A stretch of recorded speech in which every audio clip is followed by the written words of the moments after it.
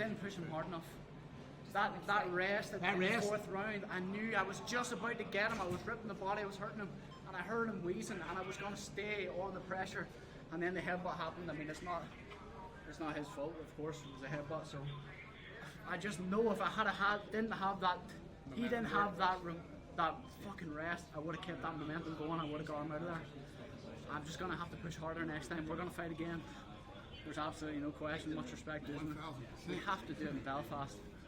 I'm fucking got it, but it's not over. It's absolutely not fucking over.